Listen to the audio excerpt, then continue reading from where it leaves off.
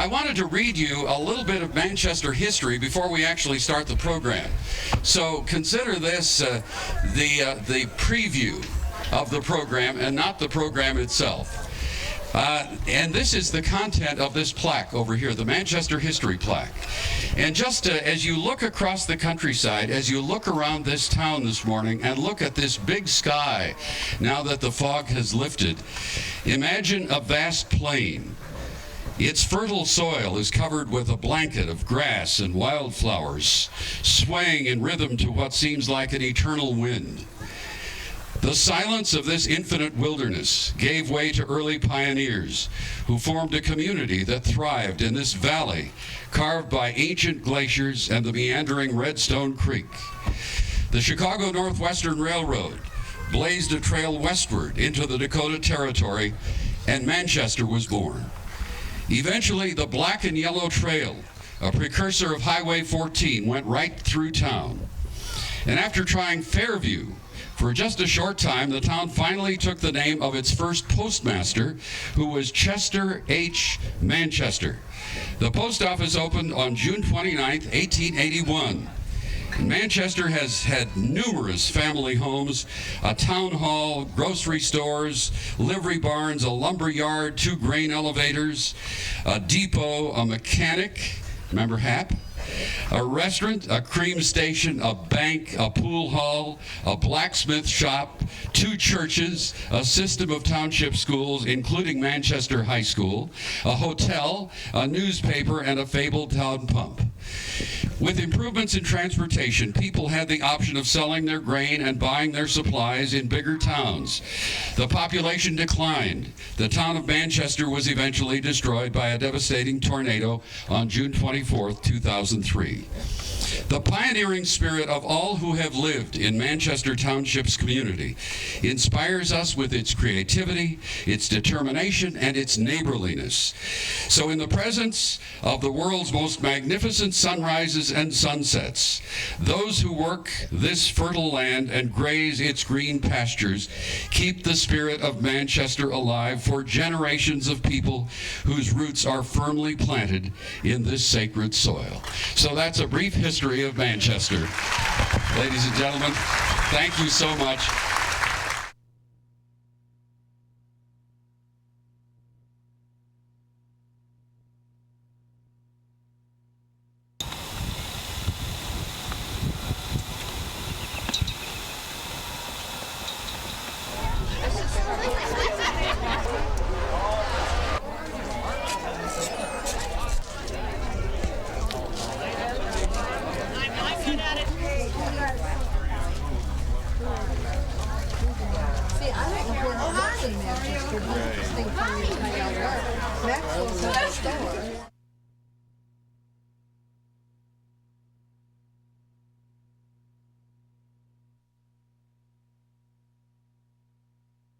It's been a wonderful day for me to feel the true spirit of Manchester, and thanks for letting me be a part of that. We run a feature weekdays on South Dakota Public Broadcasting known as Dakota Digest, where we take a look at stories from across the state of South Dakota, how they impact the state as a whole. And we'll be telling the story of Manchester on Tuesday, and that will air at 7:30 on Tuesday morning during our morning edition program, and then also during All Things Considered at about 5:30 Central Time. And we'll be able to relive some of the sounds and some of the things that you've experienced and some of the things that we've experienced together. And again, thank you for the opportunity to put this together. Thank you for a great program, and thank you certainly for your spirit. Thank you so much, Gary Ellenville, and for the great work you do at South Dakota Public Radio. Again, it's Tuesday, 7:30 in the morning and 5:30 in the afternoon. 7:30 in the morning, 5:30 in the afternoon during those segments.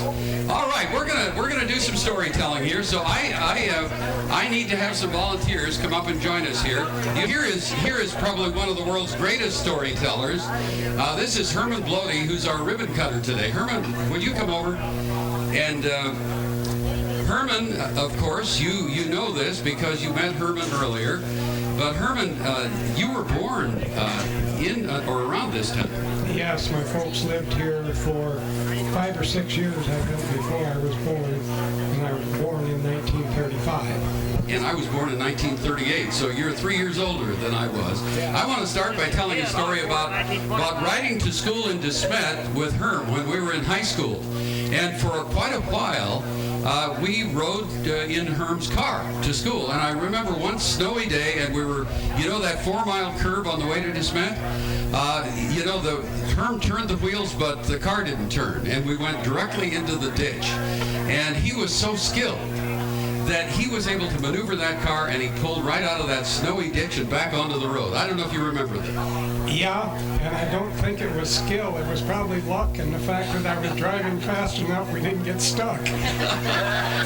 Herm, among the people you've known, when I was a little kid, Harv Dunn was around here, and we thought of him almost as an uncle who visited every summer. I'm sure you had lots of contact with Harv Dunn also. Well, I'll tell a short Harvey Dunn story here. He was a friend of my grandfather, Lucian Howard, and in the fall, a couple times he'd come out where Grandpa was threshing. He was a good farmer, but he was old-fashioned in that he never believed in a combine, so we had a threshing machine all the time, and I pitched bundles into the threshing machine with Harvey Dunn on 2 occasions. And Harvey wasn't above coming down to Dad's place and having a couple beers at the end of the day. And he was a great man. He really was.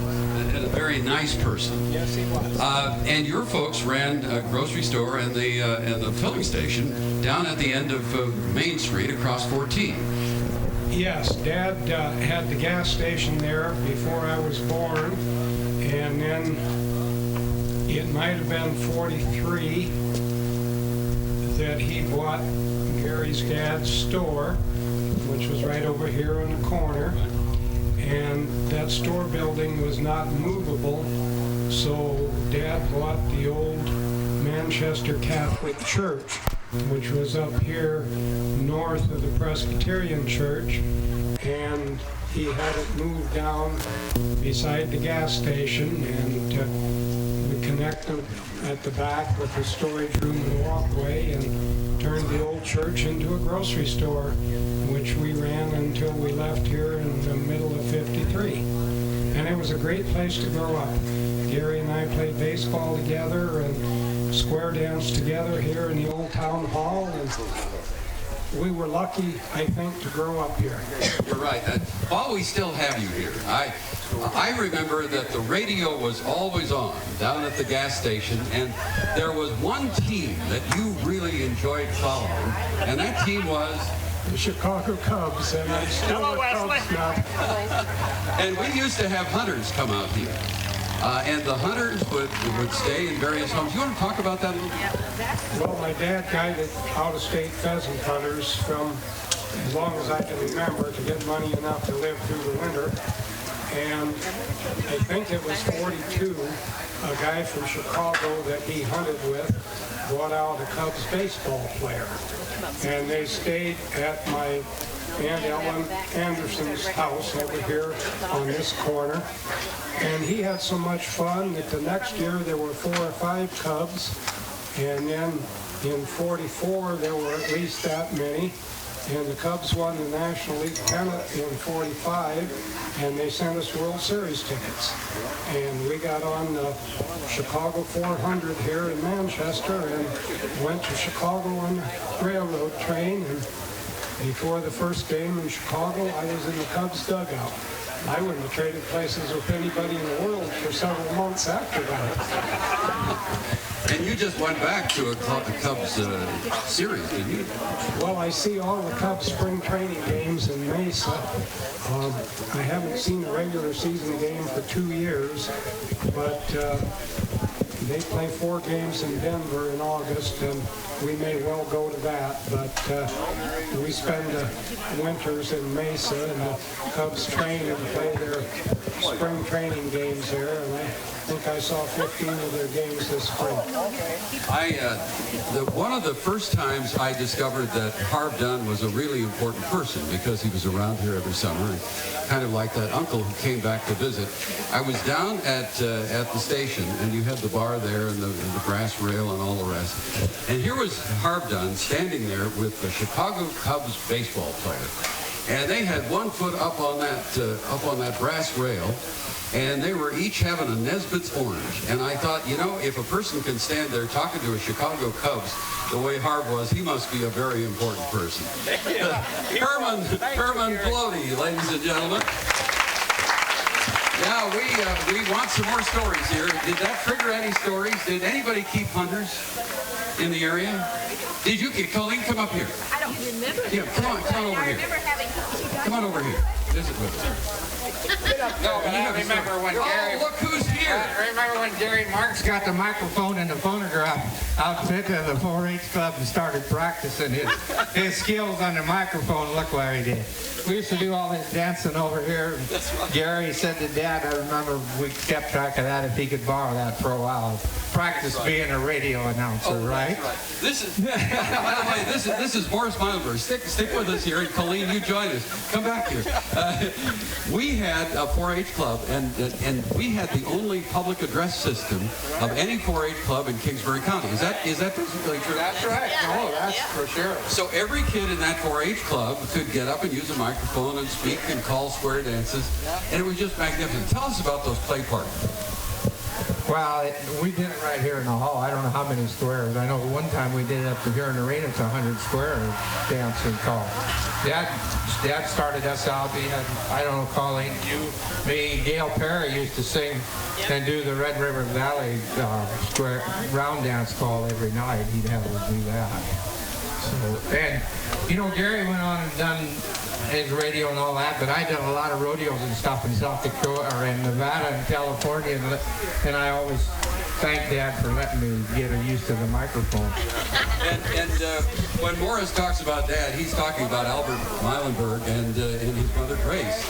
And Albert was a 4-H leader of the Sunnyside Sam's 4-H Club for a number of years. And Gloria, do you remember the name of there was a boys club and a girls club back then? What was it? The Lassies? Changed to the Lassies. They combined into the Lads and Lassies. Oh, that's right. Then they combined later on into the Lads and the Lassies. This is Colleen McQuirk Chemistry.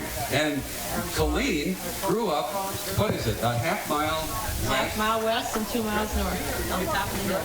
Yeah, and you lived there. How many years did you live there? Well, we moved down from Bancroft. We were on, how many years were we on the farm down here? We didn't have electricity or running water. No electricity, no running water. But we must have been there for, I think 4 years old when we moved down to Bancroft.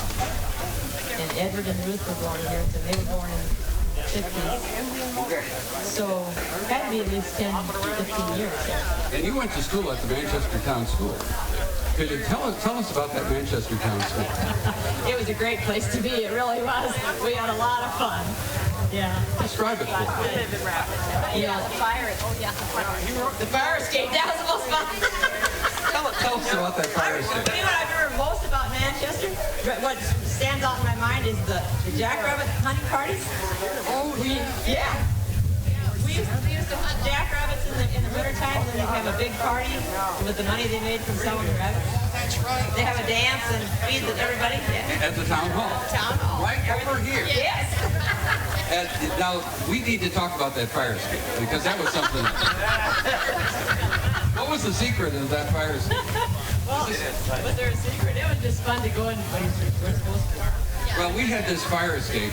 I don't know if this rope is getting in our way. Is that rope getting in the way, Brett? We had this fire escape. It was like a big, long tube, on the back of the building. And you could, if you really, got in there and got your fingers and your toes together, you could work your way up to the top. And there was a trap door. And we'd find our way into the old high school. That had been closed several years before, and all the chemistry stuff with their microscopes and all those big-time books, that we weren't, quote, ready for yet. And then you'd slide down that slide of the fire escape, and there was a spot where it had corroded out. Do you remember that? Yes, there was a hole there. Nearly a hole through it. It was rusted out. And you remember when we went down that fire escape, you knew where that was, and you put your hands down and lift your rear end up. You'd bounce over that spot.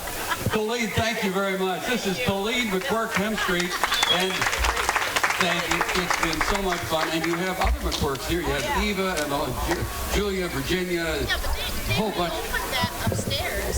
They did. You're right, Eva. I went to 7th grade, 8th grade there. Yeah. And the upstairs, we were in the upstairs. Well, we were just about the same grade, I think. And I think they opened, there was one year when they said there are too many kids downstairs, so we're going to open the upstairs. The 7th and 8th grade went upstairs. Yeah, and they went upstairs. That was pretty exciting. But we couldn't go down with ours. They wouldn't let us go down. Oh, my They God. closed that off. By that time, they'd outlawed it. Yeah. There's another person here who has lots of stories of Manchester. Larry Blody and Rodney Perry are visiting over here. So if we could get Rodney Perry and Larry Blody just to get up, you could visit on the way over here. But come on over here, and let's visit a little bit. And Brett will move out into the sunshine. It's Andy Close. Andy, you come out here. You come out here. Just turn around this way. Turn around this way. Tell me about Manchester. Tell me about some of your fondest memories of Manchester. Well, This is Andy Close. I'm 90 years old. Congratulations. Let's give Andy a hand. 90 years of age. Is that terrific? That's even better. Well, I had a picture at the town well here of 10 years old. That would be 80 years ago, wouldn't it? And I couldn't find it, but I couldn't find it. Well, did you live in the town? No, this meant no. Yeah, but you came over to Manchester. Well, why did you come to Manchester? Well, I got hooked up with some woman over here. Oh, no kidding. Oh, so you married into Manchester. Yeah, it's Hardy. Oh, is that right? You remember them? Oh, very well. Absolutely. Well, this is great. It's so good to see you, Andy. And Andy has also been working with Harold and others on the monument. So, and thank you for everything you've done there. Tell us some of the things you did working with Harold on the monument. What's that? What are some of the things you did when you worked with Harold on the monument? Well, what I done here, you mean? Yeah. Well, we hauled up some rock for him and gravel and haul a lot of stuff out of here. Yeah. Junk. Yeah, exactly. That's great. Thanks so much. Andy Close. Andy Close.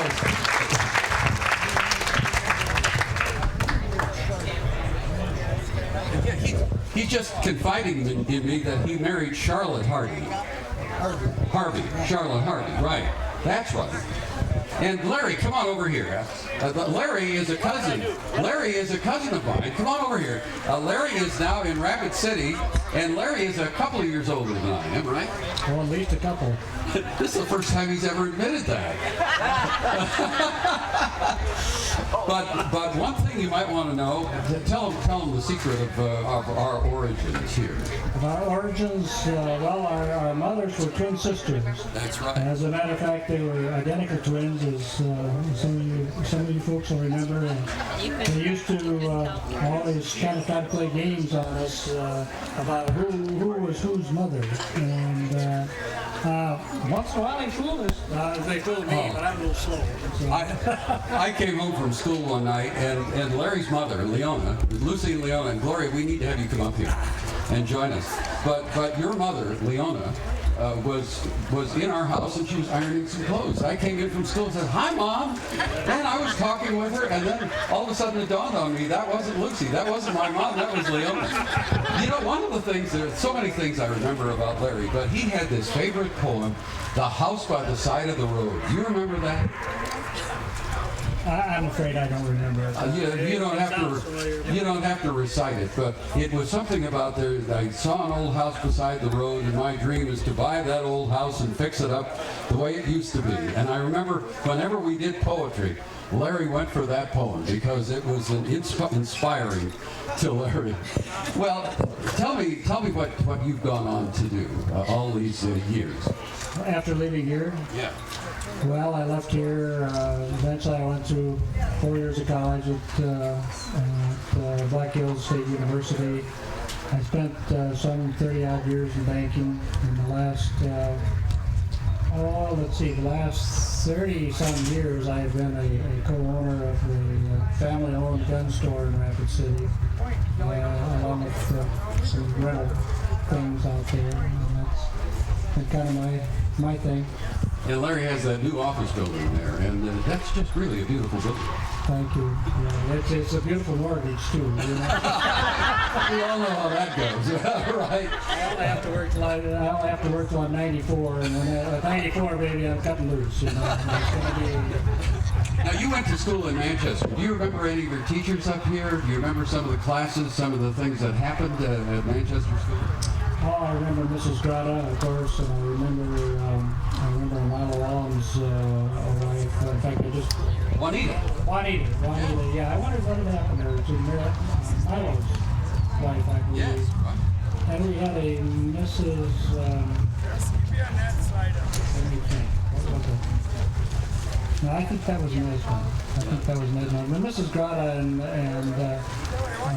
was Miss Reedy, did we have her here, or was that when I went to a different school? I'm not sure, but when you mentioned Mrs. Grata, I don't know, do any of you remember the Gratas? Yeah. Do you remember them? Yeah, there, round of applause for the Gratas. And they lived right over there. And Leonard collected rocks. He was hard of hearing, but he collected stones. And he had probably the most beautiful collection of rocks I've ever seen. You remember that? He did, yes. Mm-hmm. In fact, I used to work for Mrs. Grata. She was paying me 25 cents an hour to pull weeds out in the yard. Pretty damn good money those days. You better believe it. It was probably more than I was worth. And back around that time, people had chickens in this town. You know, if you had a house, you also had chickens. That's correct, yes, sir. Yeah. This used to be quite a large little town. You remember, of course, when the painter used to live over here next door to the Wallensteins. The Wallensteins lived in the corner and across the street. It was Con something, wasn't it? Yeah, Con Severin. Con Severin, that's right, yeah. And, then my grandpa, of course, was a blacksmith here. The blacksmith shop used to be across the street from where Con lived, and down, I suppose, a little bit. And, I remember when you and I and some of the other guys used to, the old school, you recall the fire escape in the back where you crawl up to the top of the house. Oh dear. And when you said blacksmith shop, Carl Bloody ran a blacksmith shop. His gravesite is not too far from your folks and my folks over in the Iroquois Cemetery. But right up there, I think the hearth is still up there where Carl Bloat had his blacksmith shop. And I heard a story once that there was a huge windstorm in Manchester that actually blew the roof off his blacksmith shop. Do you remember that story at all? I remember the story. I don't remember it happening. Yeah. And I remember when Carl, when we were threshing, and we want somebody to talk about threshing crews here too. We got to have you talking about these things. And they said that Carl and Howard Rowan had a little dispute, and they were on either side of the feeder at the threshing machine, and they started throwing bundles at each other. I don't recall the story, but it sounds like it certainly could happen. My grandfather was a full-blooded German, and he had kind of a bad temper, and I think I inherited it. But anyway, I recall one time I used to tease him when we farmed out here outside of town, about half mile or whatever it was. The land was subsequently sold to the Dyer's son. I can't think of it. But anyway, he took after me with the black snake one time. My mother just said, "What are you doing? What are you doing?" And thank God she protected me, because he was after me and I had it coming every day. No doubt. Those are great stories, Larry. Gloria, talk to us about your memories of Manchester. Well, I remember playing with my cousin Barbara Bloady and my cousin Gail. Yes. And then we would go down and play with Noel, swinging his hammock. We'd go to the school and climb up the slide, and we'd go to the train tracks, and Gail would jump from one car to the other. I was a little bit more of a chicken. I let her do it, and I didn't. And we would climb trees, and we both got up there, and she could get down. I couldn't get down, and so Harv had to come and help me. But I was just a little kid, so. But anyway, we had a wonderful time. You just reminded me of something that was a real sport back then. And, you know, we had, the whole town was our playground. And you remember this too, Herb and Larry, that, you know, we could play anything where we wanted. And we had the railroad down here, and we had a sidetrack. So one of the things, Gloria just reminded me, we'd go down there and we'd get on top of those railroad cars and we'd run from one end of the line of cars to the other, and we'd jump across the coupling. And I think if our folks knew we were doing that, they would have died in their tracks. And then, can we admit something? I think we're safe now. But we used to go down and we'd climb up and we'd release the brake. And they had a thing called a pincher. And you get it under the wheels of the boxcar, and if you pull the handle down, the car moves forward and you can get it rolling. So we used to go down there and roll boxcars down the railroad track just for the fun of it. I mean, it was something to do. I didn't do that. I didn't do that one. I think Herb and I himself probably did that quite often. Right. So. Yeah, but you don't admit to it yet. No, but I was younger. You know. That's right. You were a little bit younger. As you get older, you'll start remembering that more clearly. Okay, Rodney, thank you so much. Larry and Gloria. Gloria Glody Wink and Larry Glody. And this is Rodney Perry. Is Lynn here too? Is Lynn around? Well, we'll see if we can fetch him over here. But Rodney, your folks are Wally and Ruth. Right. And tell us about your family and how they came to this area. Well, I was born by Bancroft, and I lived 1 year at Bryant, and then we moved back to the farm where my folks lived until. So I've been in Manchester Township all my life, just about. And my dad came up from, when he came to this part of the country, from Montrose. Him and his mother rode boxcar, and the rest of the family, his two brothers and dad, drove teams of horses up from Montrose. And the first night they were, my mother and my dad got here. They stayed at Gary's grandpa and grandma's place overnight until they could get furniture in the house so they had a place to stay. So I've known Gary all my life, and we farmed across the fence from each other, and we, like he was saying earlier, you go by and you wave, and somebody gets stuck, well, you go help them get out. That's right. That's just the way it was at that time. I can remember 1 year when my dad had a little health problem, and so many people in the community came together and they put in his crop for him. I'll tell you, not only was that just such a wonderful thing to do, and such a neighborly and kind thing to do, but what that did was to give every one of us who grew up here a lesson in life. It was just one big lesson wrapped up in that project. I don't know if you remember back those times when people would help each other put in the crop or take out the crop. Oh yeah. I don't remember, for some reason or another, my dad, I think he had a hernia surgery or something. It was in the fall, and a bunch of neighbors came and they all had cane bundles, and we hauled them in for us and filled the hay mow full of loose hay, which everybody done at that time. What do you remember about threshing? Do you remember the threshing crews? I'm too young. Don't remember that? And I do, because I'm older. But anybody here remember threshing crews? Who remembers threshing? Come on over and join us. Come on over and join us. And you remember threshing? Come on over here. Join Rodney. We gotta dredge up some of these tales of threshing. Come on over here, Don. This is Don Wendell. Would you give Don a hand? I mean, the Wendells have been such pillars of this community for so long. Tell me about threshing. Well, I started shocking and stuff when I was about 7. About 12 or 13, I started hauling bundles in the thrash machine.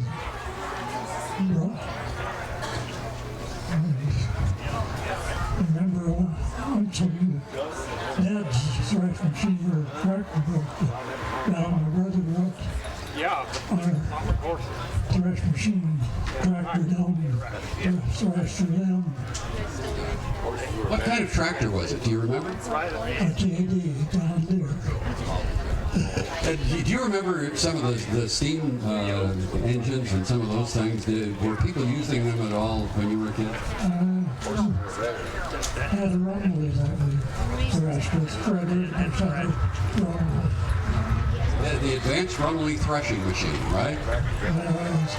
Normally tractor, I don't know what the thresh machine name was anymore. Yeah, those were great days. Lowell Arwood. Lowell, come on up. And I am so pleased that Bud and Thelma and Jeff and Mary are here, and you and your wife are here. They're from Huron, but we've known each other forever and almost shirt-tail relatives in a way. We were related to the Martins, and who else, Dad? I don't remember. We were related to the Martins, but I have a story. When I was a little kid, I went up to Willow Lake to go to threshing. My dad wanted me to see that, so I stayed with my uncle. And I was impressed by all these guys with the horse teams and all that stuff, but the thing I was really impressed was at noon, the way they ate. They had about 50 wives out there, and they had everything imaginable. But the one thing I wanted to say was that both my brother Jeff and I were from Huron. I was born in Smith, and my dad, there you go, I was born in Smith, and my dad worked for Aubrey Sherwood, then he moved to Huron, the Plainsman, where he was there for 38 years. But we would come to DeSmet, and we would always have family reunions. We had Arwood family reunions, and my mother's a Sprang, so we had Sprang family reunions, and she was born in Bancroft, so we knew a lot of people around the area. But every time we'd have a reunion, we would stop in Manchester. And I think right across the road, was that Herman, was that the store right across 14? Anyway, it had great hand-packed ice cream. In one time, my brother and I and my sister, we were in grade school at the time, and we were raising Cain in the back seat of the car. And so my folks stopped like they always did at Manchester. And my uncle was along, Uncle Charles, and my folks, they got an ice cream cone. None of us kids got an ice cream cone. And it was really quiet going back. And I told my dad, stand up, Dad, Mom. Yeah. Stand up over here. Stand up. Mom's got a problem there. But This is Bud and Thelma Arwood. by not buying me ice cream, they ruined my life. Anyway, that's what I have. That's a great story. That's a terrific story. Thanks so much, Lowell. And you guys have all reminded us of those threshing crews. And, you know, all those people would be out on that rig, and you were talking about people out there shocking. And there's some people who might not come from that era who would think shocking would be like putting your finger in an outlet, you know? But basically what that meant was picking up bundles of grain and putting them together so they formed a shock and the water would run off. And then you'd have people who'd come out with their hay racks and their horses, and you'd pitch the bundles, right? Right. And then you'd haul them up to the threshing machine, throw them in the feeder, and the grain would come out the spout, and you'd have a straw pile. You still have any straw piles? No. But we can still see them in the field where they have been. Is it really rich ground? Yeah. Isn't that amazing? Yeah. We used to go out to those straw pile butts and plant squash and cantaloupe and watermelon. And my definition of faith came from that practice, because they'd go out there in the spring and they would clear a little area of straw, and they would punch seeds down into the ground, cover it with straw, never look at it again, and they'd go out in the fall with a trailer to harvest the crop. That was faith. You know, that was faith. But then those threshing crews also, you remember the big meals. No, you don't, because you remember the meals, right? Lowell was just telling us about how much people ate. They put out good meals, the ladies did. They really did. And the thing about it was that everybody, you know, worked together. They'd come back to wherever they were working, whatever farm it was, back to the house for, they called it dinner at noon, had dinner. And it was always this big meal, and they'd come in and they'd wash in the same basin, they'd dry on the same towel, and they would eat at the same table. So it was just a beautiful example of community. And I think even that, there are so many lessons to learn. Thank you guys very much. How about a hand for Rodney and Don? And Eugene, we need to talk with you. Eugene, would you come on over here? This is Eugene Kim. And you know, Gene could tell us a million stories, and I'm sure I could tell you a million stories about Gene too. You got. Come on over here. This is Eugene Tim, and are you getting a good picture? Okay, is the hat okay and everything? Okay. I tell you what, this great group of people that come from Manchester. I went to school with Herman and Larry, and I got one story I got to tell about Larry and I. His grandpa, Carl, come from Germany, and they said he could shake up an egg and punch a hole in it and then down. So on the way home from school one day, we went and stopped at his place, went out to the chicken house, and we shook up the egg, you know. I says, well, who's going to be first? Gosh, Larry says, well, then up to the gums and down it goes. And by gosh, he did it, but I couldn't do her. Larry actually did that. He actually did. My gosh, a chip off the old block. Yeah. I got another one about Larry too. Him and Ronnie Wynn and I were walking home from school one day, and nobody's home. And he said his grandpa's got this 10 gauge out there, and it had a long barrel, you know, extra long barrel. So he says, they can shoot that. Well, I wasn't old enough to even hardly get it up. So Larry, he says, I'll do it. He put that old 10 gauge up, and it just knocked him flat on the ground. He wasn't ready for the recoil. He wasn't ready. You know, Gene, there's a story I've got to have you tell. You know what it is? Yeah. You know, let me just set this up. Whenever I hear on the radio that schools are closed, I think back to Manchester when we would have these almost raging blizzards and the snow would be deeper than we were tall. And tell us about bringing kids to school, the Allens and anybody along the way. Well, I don't know if we brought anybody else, but, you know, we had to get to school in this, I can't remember what year it was, but I think it was 47 or right in there, maybe 48. It had a terrible, terrible winter. And so we hadn't been out with the cars. We only got out, well, I guess in January, and you probably never got out to the road and even pick up your mail in March or something like that. But we had a little Fortune tractor and had a little cab on it, and so I loaded my sister Bernita up, and she'd sit in the back, and we come to school on the tractor. Well, on the way, you know, there's always somebody that slid off the road or something like that, so we had to stop and pull them out, you know. With that little Fortune, we could lift up the drawbar, and it really worked fine because you could just whip them right out of the ditch. Well, there's a story I remember after, you know, living over here and the school was right over there. You know, we walked to school through the snow, you know, and we always felt that it was uphill and it was 3 feet deep, you know, uphill both ways. Yeah. You know how that story goes. And I remember distinctly, you're pulling into that schoolyard one morning after a big snow, a big blizzard, and your drawbar on that tractor and the axles and everything full of kids. The Allen kids were there, you know, your family was on there, and you were hauling everybody into town. And it was really, that was a sight to see. How about a hand for Gene Tim? Thanks, Gene. Oh, Gene, you've been requested to come back. Because Come back. I have a story. Come back. This is Eva Schlenker McQuirk. This is one of the McQuirks. Would you come out here just to step right out here? Herman was in on this too, and Sandy Allen. We were over at Lake Osceola for our school picnic, and Eugene and Herman and Sandy and we walked around the lake. Well, about halfway around, I picked up a garter snake. And guess who took off?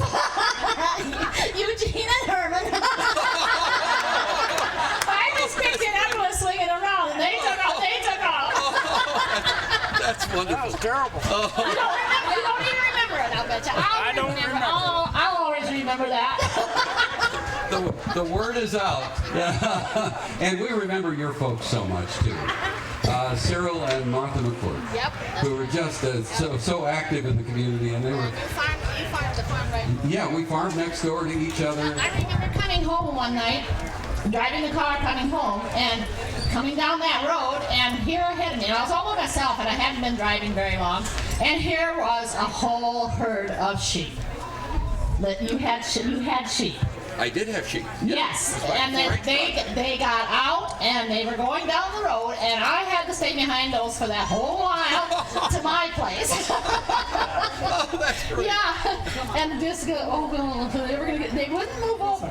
I beat the horn. They just kept going straight down the road. That's amazing.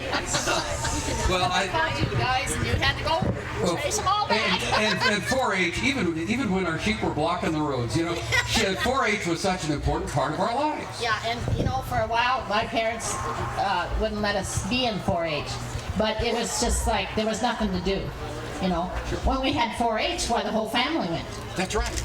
Everybody was involved. Everybody was involved. Sure. Yeah. And when they told us we couldn't be in it anymore, and then finally they said, "Well, I guess you can, because there's nothing to do." We didn't have TV and all that stuff. Sure. That's right. There was no television back then. We had radio, and we took whatever radio gave us back then. Yeah. And our first TV, my mother always said we couldn't have one. Well, they went someplace and they saw a Zenith TV, and it was really clear and everything. So we stayed home from school to pick corn up off the ground because it had blown so hard and it all gone on the ground. And so we stayed home from school that last day because a snowstorm was coming. And we picked up enough corn to buy our first TV. No kidding. What an amazing story. That's a great story.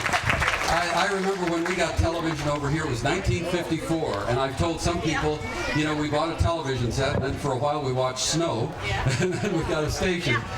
But I remember what a thrill that was to have television. And coming home from school, we'd watch the sky, because there'd be skips. We didn't have, I think there might have been a station in Sioux City then. And so we'd get a station in Minneapolis and one in Omaha, and maybe Charlotte, North Carolina or something would come in on a skip. So it was really interesting. Lois! Yes. This is Lois Larson, ladies and gentlemen. A hand for Lois Larson. I got a story, and you keep telling him, talking about way back then, but I got a story not that far back. Oh, well, far enough back. Well, you're talking about dances at the hall and everything. Right. Well, at the Centennial, of course, with everything else, we had to have a dance, right? You bet. Calls for a dance. So the weather was kind of warm for that time of year, but that didn't stop you from dancing, though. So everybody, after they went to the gold rush, went to the dance. And do you remember Weldon Pratt? Oh, sure. And you knew Lightning. Yeah. Well, he didn't get too shook up about anything. This is Lightning Larson. Yes. Well, of course, the more you danced, the warmer it got in the little hall, So, my husband and Will got it in their heads they'd have a little fun. One of them, I don't know who, neither one would admit it. One of them, Hall had a big old oil burner. Oh, yeah. One of them went out and turned the fuel oil on to the stove, oil burner, and the other lit the oil burner. And like I said, it was warm weather, and everybody was dancing, and then it got hotter and hotter, and everybody was just dying, sweating, and everything, and neither one of them would admit to anything. That's Oh my That's God. my story. Oh, that's a wonderful. Let's hear it for Lois. This is terrific. That's a great story. That triggered another.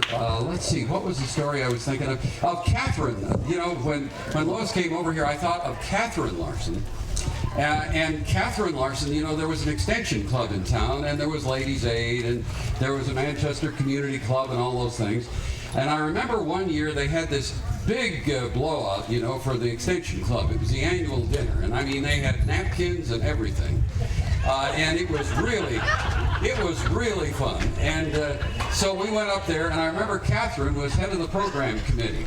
And she walked up to the front of the stage, and Catherine said, I have looked so hard for a program, and she said, I just couldn't come up with anything. So she said, I guess we're just going to have to listen to the radio. So she had a table in front of the stage, and she went over and pretended like she was turning on the radio, and this music started. And this band played about 5 or 6 numbers, and after about 5 or 6 numbers, she said, surprise! And they pulled the curtain, and it was Freddie Meilenberg's orchestra that was playing behind the curtain, and nobody could see them. I'll never forget that. Do you remember Freddie Meilenberg and his orchestra? Oh, yeah. Played the accordion, and some of you, are there Guyers here who played with Freddie? Any of you here? Did Bob and Art play with Fred? It seems to me that they did. They played with Fred. Bonnie, you're over here. We need to have you come up. Yeah, that Bonnie right there. This is Bonnie Richek, and Bonnie is, you might remember Bonnie as Bonnie Piepert. And this is, I'll have her tell you about her folks, about Ted and the family. And Bonnie, you live in Omaha now, Yes, yes, 42 years now. Has it been that long? Yeah. But you're still, you know, while we were doing this project, somebody called us one day and they said our mother is 90-something and we're going to bring her over to the dedication. And we asked if she knew you, and she said, yes, Gary is that little 10-year-old guy with the red curly hair. So I was forever frozen at 10, you know. And so I think of you as being that kiddo here in town. Tell us about your folks. Well, my mother is Patricia Tim, and she married my dad, Ted Piepert, and actually both lived here and kind of died here, actually, sadly. And my mom had polio and died in 1948. And she was very young. Very young, yeah, 26. And then my dad lived over here and died in 1983 in his home. So he lived in the, oh gosh. Well, you lived right over across the block, and that was the Dow house, wasn't it? Right, exactly. And tell us a little bit about that. Well, I really don't remember the house, but Mom and Dad had moved back from California and brought me, obviously, I hope. And so anyway, that's where, eventually Dad was working, I believe, for Floyd Moore. And then Mom died just not long after they moved back here. So. And that was back when people were getting polio, and people were really scared of that. But I would like to say, the things that I remember are the fun things about Manchester. Going to school with Margaret Moore, and the Van Dykes, Ron Dyer, you know, and the fun that we had, and Mrs. Danburn was our teacher, and the square dances, the Christmas parties at the hall. Those are the fun things. My Aunt Eunice especially, she was just a joy, a little character, and she loved Manchester. She knew all the history. She loved the town pump, and just a joy. Yeah, she lived Manchester history, didn't she? She did. She was. Yeah, it was just great. But Bonnie and her family lived in the Dow house, and that's where Grace Ingalls Dow and Nate Dow lived. So it was a really historic house, and then Kenny and Betty Marks lived there for a while too. But that historic house, and of course it's no longer there, but I think, you know, if we close our eyes sometimes, we can still see that house over there. Bonnie, thank you so much. Thank you. And thanks so much for being here. Thank you. And for all the support for this effort. We have, Harold, do you have any stories you wanted to tell? Loretta, do you have any stories? Lauren, I'll bet Lauren Moore, you have some. Lauren, you come on over here. We got to get Lauren to tell us some stories. I know we're running We've got time yet. It's not 3 o'clock. Are you having a good time? Terrific. Lauren Moore, tell us a story about Manchester. You have to step back just a little. Well, you all made me do it. That's right. I can tell stories on Larry Float there too, and some of the others too. I don't know whether I should or not, but Larry kind of taught me how to smoke. See, them days all the guys had their clubhouse here on these old vacant houses. See, and of course I looked up to them guys being they were older. Of course he had that bicycle with the engine on it, you know. That's right. Yeah. And so, anyway, he got, So that's your... he said, I'll take you up to my clubhouse and clue you in on a few things. Well, I know I was going to get clued in that much, but anyway, he tried to get me to smoke a cigarette. And, but I couldn't get it lit. And he was having a big time watching me trying to light that cigarette. So I don't know whether I really smoked or not, Larry. I think you're safe on that. But I got it. Anyway, we both had a good laugh out of that. And well, we got a lot of good tales, I and Gary, and we could write a book on them, I'm sure. We really could. And I want to tell a story about you. I would tell Lauren and I, you know, they had this stuff in the pastures called sheep shower. And our parents always said, you can eat sheep shower, you know, so we'd go out grazing for sheep shower. So Lauren and I went out with one of those little red wagons, and we walked across all the pastures. We found sheep shower everywhere. Yeah. And we were eating that stuff, and we were putting it in the wagon, and we got home, and Lauren's dad, Floyd, said, what are you doing with that wagon load of sweet clover? You remember that? And the word always was, you know, if you had a cow or a sheep that ate sweet clover, you know, they'd just swell up, and that was the end of them. So we thought that might be our last day on Earth. Yeah, well, that's... Well, we did survive. Maybe it was good for us. I don't know. Maybe so. It did stunt my growth. Without the hat, I'm not very tall. People have said with this hat I look like Pa Ingalls, but then apparently Pa Ingalls called and said, I look better than that. Okay. Well, I don't know if you remember, we used to, money was not abundant back then, and it was good sport. And we would go down the highway on our bikes, and we'd collect bottles. And we'd pick up pop bottles and beer bottles. You got 2 cents for a pop bottle, and you got 3 cents for a beer bottle.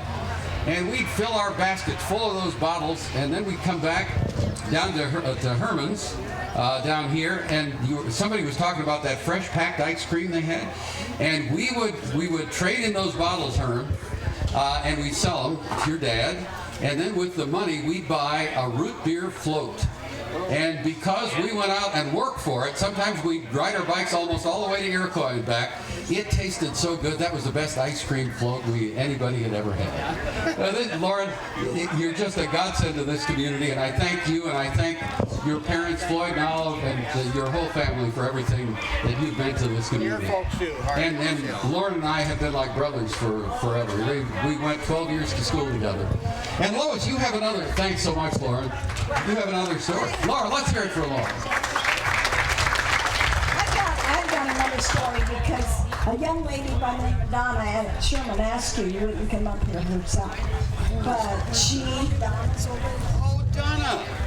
But anyway, she said nobody's talking about tipping over the outhouses here in town. Do you remember Mrs. Shiverine? Oh, yes. Don and Dora. Well, the story I heard was the Larsons kids, of course, they never got into any trouble. Sure. Never. No. Yeah. Well, Grandpa Larson, morning after this particular Halloween, said to the kids, I guess they were sitting around the table, whatever, and he said, well, somebody tipped over Mrs. Shiverine's outhouse last night. He said, I don't suppose any of you know anything about it. And not a one would admit to doing such a dastardly deed. But anyway. So. Did you ever find out who did it, or you knew who did it? I don't know who all was in it, but I am sure that that the Larsons probably had a little. Played a role. Yes, they took part. Yes, this is great. What a great story, Lois. The Halloween was another thing. You know, there weren't a lot of houses in town, so sometimes we'd walk all the way out to Lucian's, and I think we probably walked out to your place, Larry, and Gloria, when you lived outside of town. So we would walk for miles, you know, for a little bit of candy on Halloween, and we'd put on our costumes. And I always went out as a bum. That way I didn't have to change my outfit, you know. But I don't know if it's a diversion, but there's a story down in DeSmet. And Larry, I don't know if you've heard this story, but maybe it's just a myth. But there's a story of some guy who, in the middle of the night, went out to the outhouse, and it was Halloween night, and while he was in there, they wired the door shut. And they loaded the outhouse on a trailer, and they took it down to the main intersection of DeSmet, and they unloaded it. And he was in there pounding on that door, you know, saying, "Let me out of this outhouse. Who did this anyway?" And finally, I don't know if it was the town policeman or who it was, came and unwired the door, and he walked out and he found himself right in the middle of the main intersection of DeSmet. And that story has been going around for a long, long time. Now, Norma, we want you to come up here, Norma, and talk to us a little bit, because Norma, you and your family have lived in this community for a long time. Yeah, 90 years. Is it 90 years? Yeah, 45 and 45 makes 90. Who came here first? We were both born here. Oh, so you came here by birth? I guess so. Oh, that's great. And many wonderful things. We all remember Clarence, and remember Bert and Doris, and of course the kids. But after the tornado, would you tell us how you brought the community together?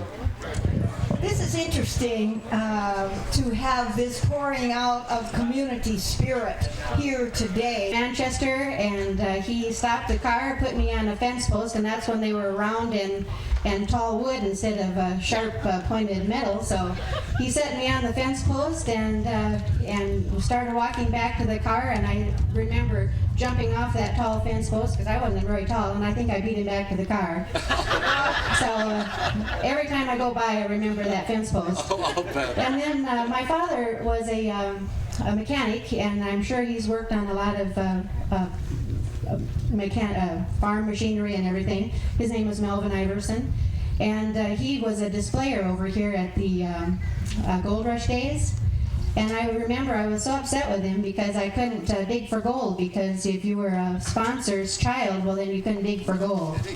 And then he did say, "Well, Connie, since you're the dating age now, you can date a boy if you want to, and as long as there's lots of people around, you can go over there." So I had my first date over there, and my second date over there. Didn't marry any one of them. I married a short boy, as my dad would say, from Bancroft.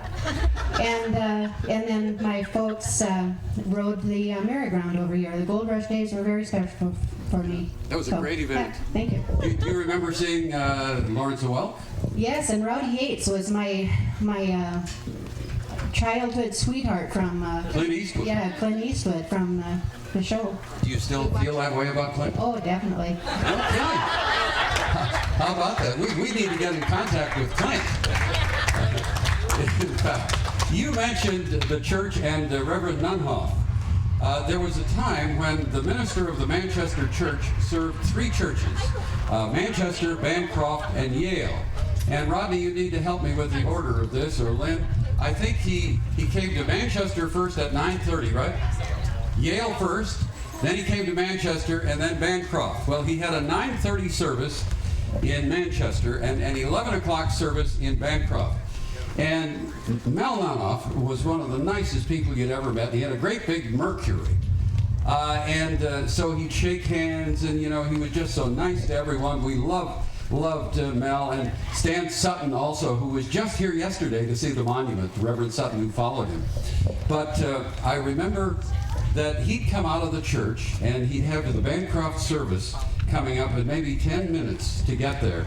And after being this very calm, understanding, counseling pastor, he'd get in his car, that Mercury, he'd put it in gear and the gravel would fly for about a block and a half as he headed for Bancroft. Harold Yost. Let's have a hand for Harold. When you start talking about Halloween, kind of jogs my memory. I gotta say something. This is good. Eunice Moore was one of our very dear friends. She was one of them. I think I visited Eunice Moore once a week, and we always had a good time there. One Halloween night, she says, "I want you to come over." And why, sure, we'll come over. And I think the Geyer's children, Ronnie Geyer's children, and the Crater children, and I think maybe even some of the Shuts, they come over there for a Halloween party, you know. We stepped in the house and the popcorn was popping, you know, and all of a sudden it started running over, and Eunice just grabbed the lid off of that thing and just throwed in some more popcorn and let her go wild, she says. That's great. Oh, that's beautiful. When we left there was popcorn all over the kitchen floor. That's a great story. And Gene, had you heard that story? That's terrific. Thank you, Harold, so much for sharing that story. Did you have a story you wanted to tell us, Clara? Oh, yeah. This is Clara Crater, ladies and gentlemen. Let's hear it for Clara. Come on over here, Clara. And tell us where you live. We live in Cavour now. Yeah, but before that, you lived in Manchester. You grew up here. Yeah, I grew up here. We moved out for a little while and came back and all this good stuff. So, anyhow, speaking of churches, my husband and I were the last ones to be married in Manchester Church, and it's going to be 24 years this year. Wow! Happy anniversary to the Craters. This is terrific. And I got another story about how high traffic rate we have in this town. Yeah. My father made, I don't know if my father set them up or not, but there was basketball hoops down at the end of the street, close to the end of the block for the kids to play. Well, the only interruption in the game was when we have to occasionally have somebody go through the street. You know? So, this is the first time you ever called a game on account of traffic, and there wasn't very much of that, so we didn't have to worry about it. So if you were losing, you prayed for a car to come through, right? Well, that's a great story, Clara. Thank you so much. And thank you so much. And Ken Wallenstein has been very helpful with this project also. And what was I thinking? I was thinking of some other thing that we needed to talk about. Oh, the town hall. I wanted to mention, in the town hall, which is on the monument site, we had basketball hoops in there also, but the ceiling was so low. I don't know how the Manchester basketball team ever played, because we'd go in there and practice. Do you remember this, Herb? And you'd shoot, and there, how far was it, Gene, from the basket up to the ceiling? Yeah, maybe 1.5 feet, 2 feet. So you didn't get into this banking off the side. You banked the ball off the ceiling into the basket. You either hit it directly or you banked it off the ceiling. Come on over. How are you doing? I'm doing just fine. And this is Michael Tim. This is Eugene Tim's. Yes, I'm Gene Tim's youngest son, Mike. And I grew up here off and on through my younger years up until the age of 12 with my grandma, Eunice Moore. But a lot of memories around here, riding the bus and coming down here to town and going down to Wallen's Corner. You know, sometimes we'd walk. She just lived a few miles up the street, up the road and everything. But I gotta tell you a story about when Harold and Loretta moved into the McAllister place. Before they moved in, it was always vacant and not much to do around Manchester and everything, and so we'd go down there and swing in the rope, on the rope swing in the barn, in the hayloft. We did that for quite a few, I wouldn't say years, but that was our playtime. So one spring we were down there and we were swinging away in the hayloft and everything, and I was talking to Loretta and she said it was in '69, and I said okay. Not that I probably couldn't remember that. Go in swinging, all of a sudden we seen this, looking through the hayloft door, seen a vehicle pull up, and we thought, oh my Lord, are we in trouble? We're gonna get in trouble for being in this barn. we're going to have to run out of here somehow. And lo and behold, they come not to the house to look around, but the first stop was the barn. Oh, is that right? And there we were out there swinging away, and we thought, oh my Lord. Anyway, they made their way up to the hayloft, and we come peering out of our corners trying to go, I'm sorry we're here, but I can remember them guys up there doing that, and I think maybe it was the same day that maybe I think we all had a good swing on the swing up in the hayloft, because I can remember Harold pulling me around in a wide berth, but then forgot to move. And I come swinging by, and I think I ran into him. He didn't go down the hayloft chute or anything. But he went down in the hay. I think he went down. But very good memories around here and everything. It's wonderful. We're all blessed to be. But thanks for sharing that. That's such a beautiful story. Let's hear a round of applause. Just terrific. That reminded me of a story by Orland Brown. Is Tim here? I don't know if Tim is still here or not. That's Orland's son. But when Bud had his birthday, we'd go out to the Brown place and we'd sled down the slope into the Redstone Creek. And we call it a crick, of course, but I remember once going down on my little sled, and Oliver Brown was down there with a shovel, and I ran right into the back of Oliver Brown. And Oliver Brown just kind of flipped backwards onto my sled, and I went flat on my sled, Oliver Brown right on top of me, and we went down and we jumped off a little cliff down at the bottom out onto the frozen Redstone Creek. I'll never forget that. Well, we're just, we're pushing, we have another story here. You bet. We need to have, this is Lockwood Yost. I got to tell a few stories about Toby, I guess. Oh, this is good. I used to help Toby in the summertime, bucking bales, and pay was awful for the work he had to do, especially putting up prairie hay, thistles in it, and stickers, and all kinds of stuff.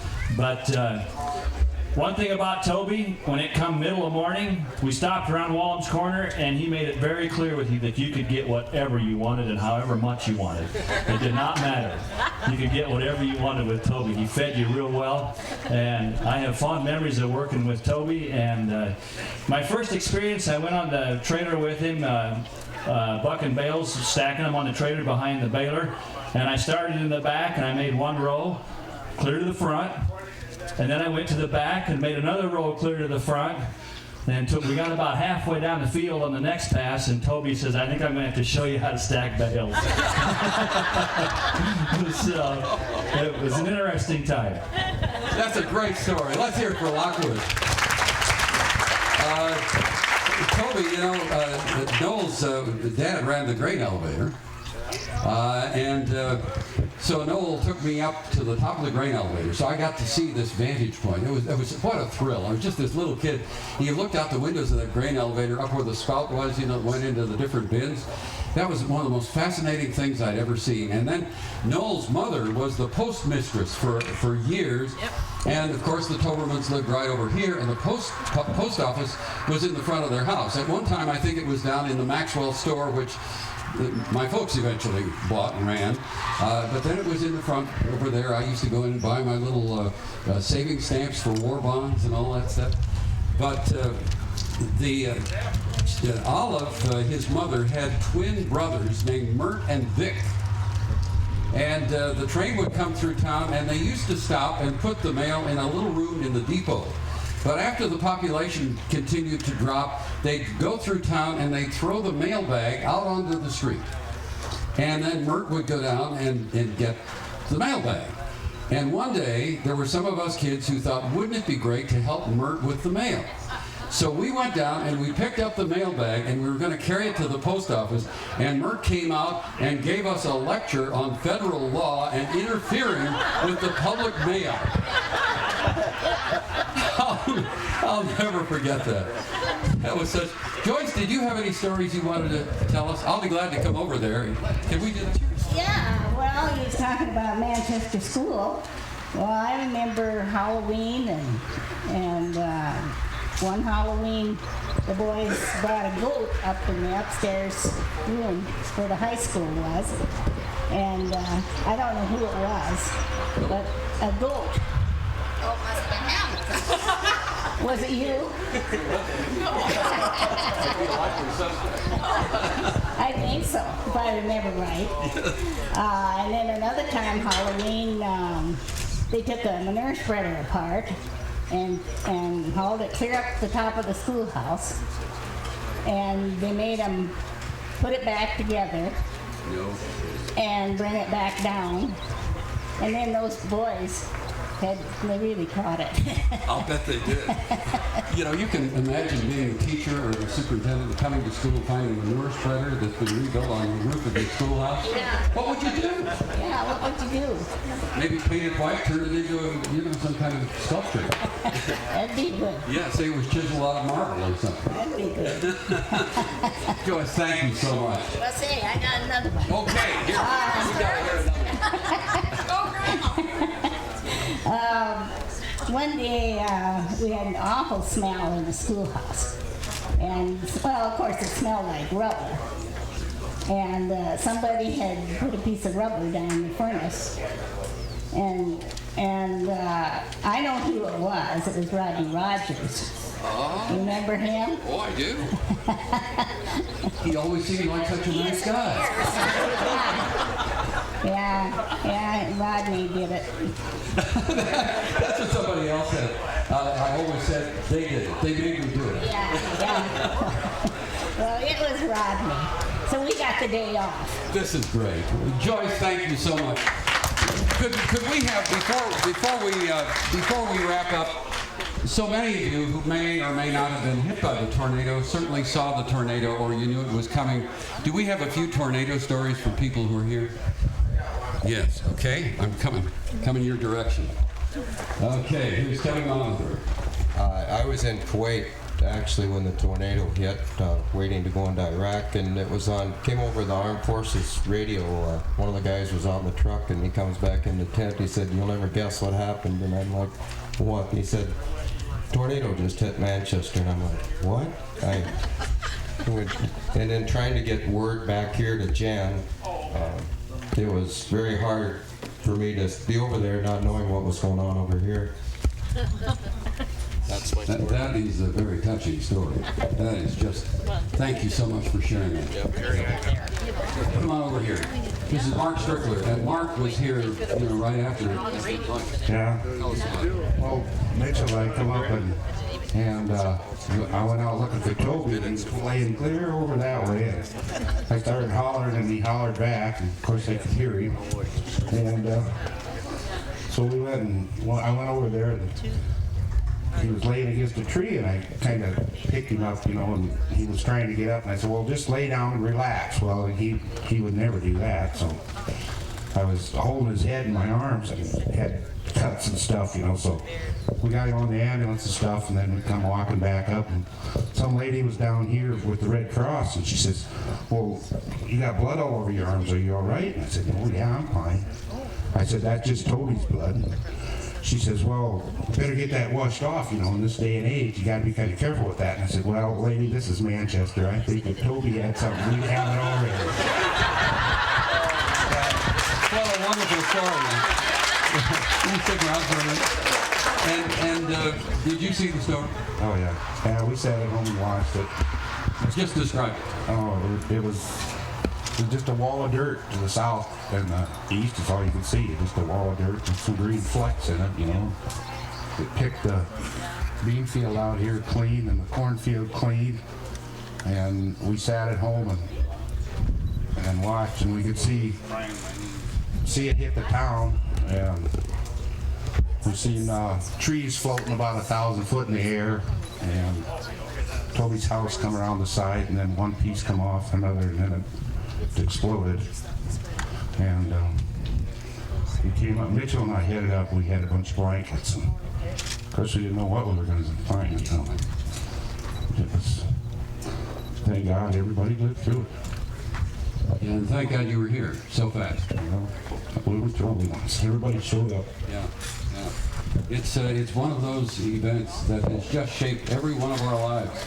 because the people in this place are so dear to us. And thank goodness you were there when you were, and you were there to help so many people. And thank you for sharing that too. Really appreciate it. Thank you so much.